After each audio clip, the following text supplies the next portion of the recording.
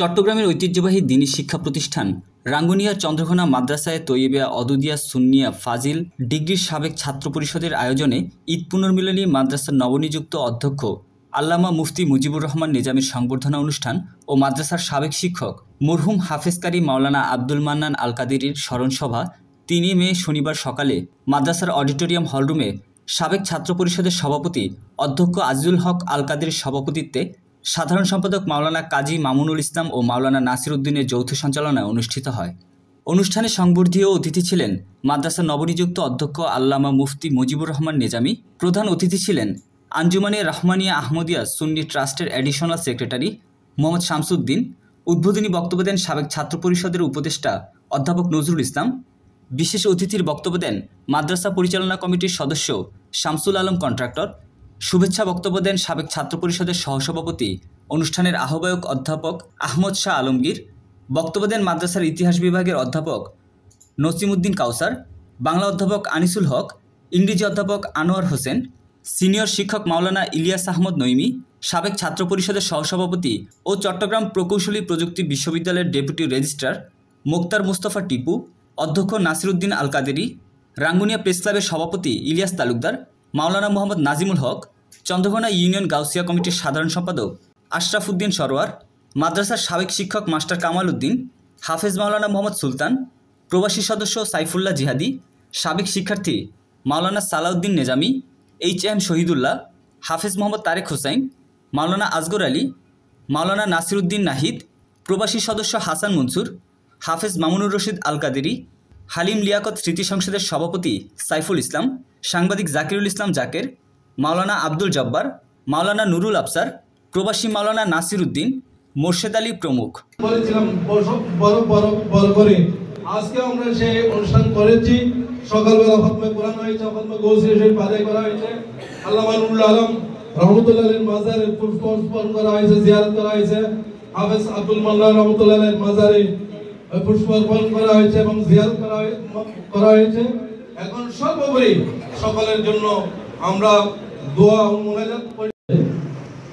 আমি যখন এখন পেয়ে গেলাম আমি চলে যাই, তাহলে উনি বললেন তাহলে আপনি ওয়াদা দেন যদি আমাদের এখানে পোস্ট খালি হয় আপনাকে যদি আমরা চাই আপনি আসবেন কিনা। আমি বললাম আপনারা যদি আমার কন্ট্যাক্ট দিয়ে যান আমি আবার আসবো।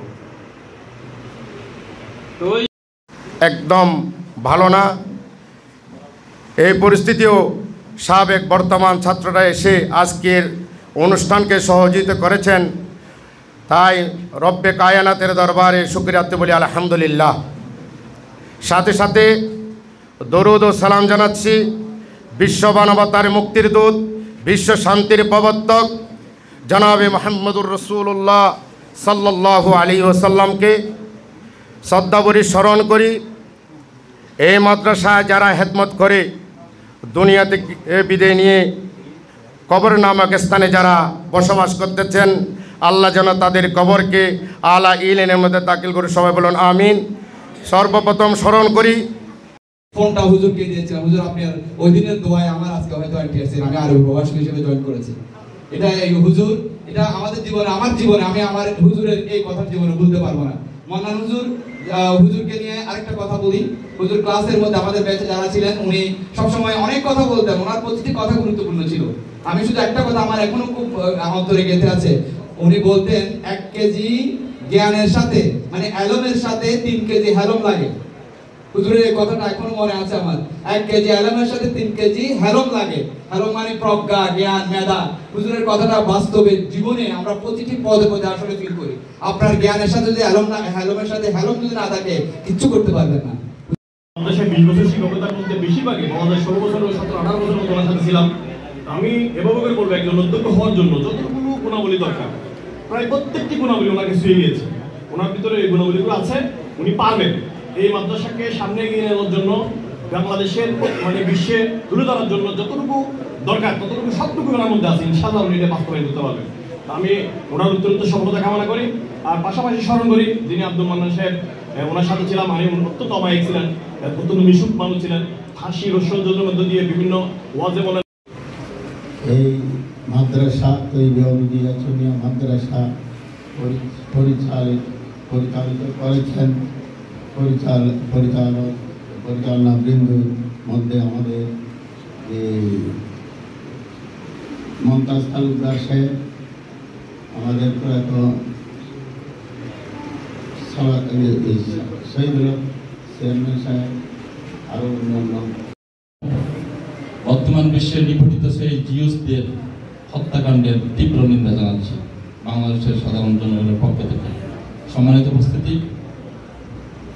অনেক কিছু বলার থাকলেও আমি একটা কথা সাংগঠনিকভাবে বলবো, যেহেতু ঘড়ির কাঁটা অলরেডি 1:10 পালিয়ে গেছে, আমাদের হাতেও সময় সংক্ষিপ্ত। নবম বলতে আমরা নতুন বোঝাই। আমরা নবনিযুক্ত প্রিন্সিপালের একটা অনুষ্ঠানে এসেছি, এটা অনেক দেরি হয়ে গেছে। এই প্রতিষ্ঠানে অনেক অনেক ভালো ভালো টিচাররা ছিলেন। বর্তমান অধ্যক্ষ মহোদয়কে অধ্যক্ষ পদে নিয়োজিত করতে যারা করেছেন তাদেরকে ধন্যবাদ জানাচ্ছি। যারা সঠিক সময়ে করতে পারে নাই তারা জাতির বিবেকের কাছে আসামি হয়ে থাকবে, ঠিক কিনা? স্যার অনেকটা দেউলিয়ার পথে, কেননা আমি একটি কথা বলবো, আমরা যে মাদ্রাসা 2001 সালে এসেছি সেই ভবন এখনো পর্যন্ত রয়েছেন। আমাদের এই ভবন জরাজীর্ণ রয়েছেন। আমাদের সামনে নতুন নতুন ভবন হচ্ছে, পেছনে বড় বড় বিল্ডিং হচ্ছে, কিন্তু মাদ্রাসার ছাত্রের কল্যাণে কোনো কিছু হচ্ছে মনে হচ্ছে না। এখানে অনেকেই অভিযোগ করে বলছেন এই মাদ্রাসা এখন বাণিজ্যিক ভবনের বাণিজ্যিক ব্যবসায়ী প্রতিষ্ঠানে রূপ নিয়েছেন, এইখানে কোনো আগের মতো কোনো লেখাপড়া হয় না। এই অভিযোগ থেকে আমরা সাবেক ছাত্ররা মুক্তি পেতে চাই। আমরা এই ইয়ার দায় আমরা সাবেক কমিটিদেরকে দেব, কেননা প্রত্যেক মাদ্রাসার মধ্যে যদি ভালো ভালো নতুন নতুন ভবন পেয়ে থাকে, আওয়ামী লীগ সরকারের আমলে আমাদের কমিটির সাবেক সভাপতি সেক্রেটারি এরা কি করছে, এরা চাইলে একটা নতুন ভবন আনতে পারতো, কিন্তু তাদের অবহেলার কারণে আজকে আমাদের মাদ্রাসা অবহেলিত রয়েছেন। সামনে সাবেক ছাত্র পরিষদের ভাইয়েরা উপস্থিত আছেন এবং শিক্ষার্থী উপস্থিত আছেন। আমি শুধু বলবো, চট্টগ্রামের জমিনে যেভাবে জামিয়া আহমদিয়া সুন্নিয়া আলিয়া সৈয়দ আহমদ শাহ সিরকুর রহমতুল্লাহের জিন্দা কারামত, এই অঞ্চলে তৈবিয়া হচ্ছে আমার হুজুর কাবলা সৈয়দ মোহাম্মদ তৈব শাহ রহমতুল্লাহের জিন্দা কারামত। যাদের কাছে দুইটি জিনিস থাকবে, একটি হচ্ছে আদব। তো এটা এই মাদ্রাসারই অহংকার করার বিষয়, গৌরব করার বিষয়। এই মাদ্রাসার ছাত্ররা আজকে বাংলার বিভিন্ন অঞ্চলে এমনকি দেশের বাইরেও প্রতিষ্ঠিত হয়েছে।